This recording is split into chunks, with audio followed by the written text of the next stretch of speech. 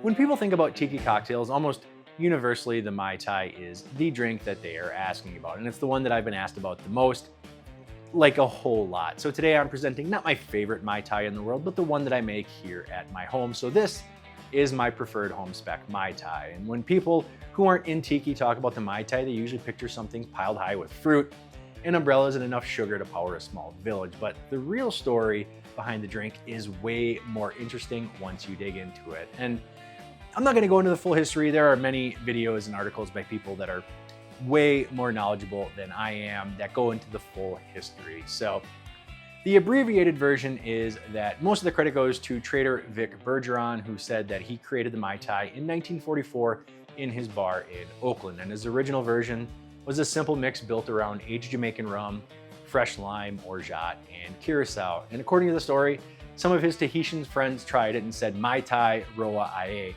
And that means out of this world in Tahitian. And it stuck so much that August 30th is now Mai Tai Day in Oakland. And that's kind of the version that you're gonna find in most articles and most videos online, which makes a point of reminding people that the first Mai Tai was really nothing like the syrupy beach resort version most of us grew up seeing. But like any good cocktail history, it isn't really that tidy. And there's been a long running debate about whether Don the Beachcomber himself actually set the stage earlier in the 1930s with drinks like the QB Cooler. It wasn't called a Mai Tai and it had a lot more complicated ingredient list, but it did mix rum and citrus well before Vic's 44 recipe. And that's why some historians argue that Vic didn't invent the Mai Tai out of thin air, but it may have been influenced by the broader Pacific-inspired cocktail scene that Don helped really create. In Phoebe Beach, Don's still living widow, states he did invent the Mai Tai before Vic, but that it wasn't one of his favorites. So he did eventually create the Mai Tai Swizzle, which was his answer to the popularity of the Mai Tai, but much like a lot of Don's life, it's really up for debate.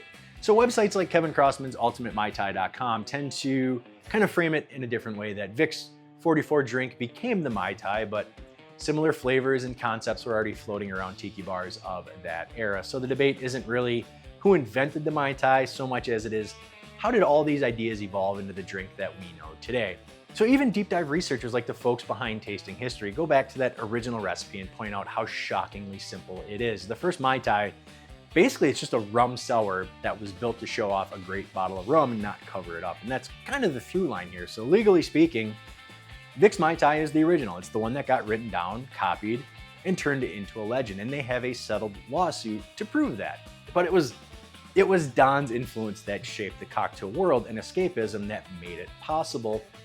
And once the 50s hit, bars everywhere started putting their own spin on it, for better or worse. So when someone asks, okay, who really invented the Mai Tai? The honest answer isn't just one name. It's a mix of ideas, bartenders, and bar culture that took a humble rum and lime drink from Oakland and turned it into an icon. So with that said, let's make my Mai Tai. So we'll start with 1 ounce of fresh lime juice, 1/4 of an ounce of Demerara syrup, 1/2 an ounce of Liber & Company orgeat, 1/2 of an ounce of Clement Creole shrub, 1 ounce of Worthy Park Select, and 1 ounce of Worthy Park 109. Shake this drink with ice and pour into a glass of your choice. And the traditional garnish here, spent lime shell and mint. And with that, my Mai Tai comes together.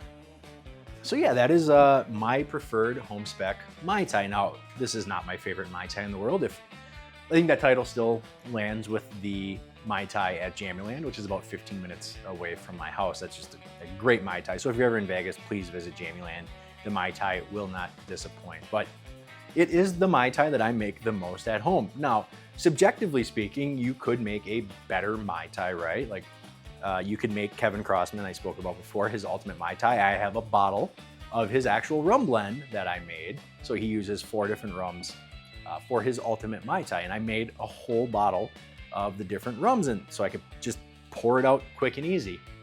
And even then, I still think I just like the Worthy Park Select is probably, it's up there with Denizen as the workhorse rum in my cabinet.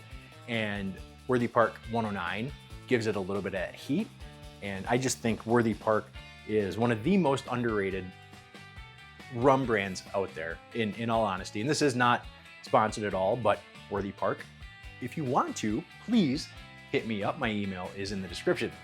But all joking aside, it's just a really solid Mai Tai. And it's, like I said, it's the one I make at home because it takes a minute to make, and it's absolutely fantastic. So please try this at home. If you have the rums, let me know. I mean, it's a Mai Tai, right? Like, you can only make it so different when you're only using 2 rums, right? But it's a Mai Tai. It's the one that I make, and I get asked almost every single day, hey, what's your favorite Mai Tai? What's your favorite Mai Tai? What's your favorite Mai Tai? And I've said this in, a dozen videos that my favorite Mai Tai is the Jammy-Land one, but I can't make the Jammy-Land one because I don't have Alan's recipe for his orgeat. So this is the one I make, and I prefer the Clement Creole Shrub over the Pierre Ferrand Dry Curacao. Not by much, but I do prefer it. It's a little, it just gives the Mai Tai a unique taste compared to pretty much every other Mai Tai on the market.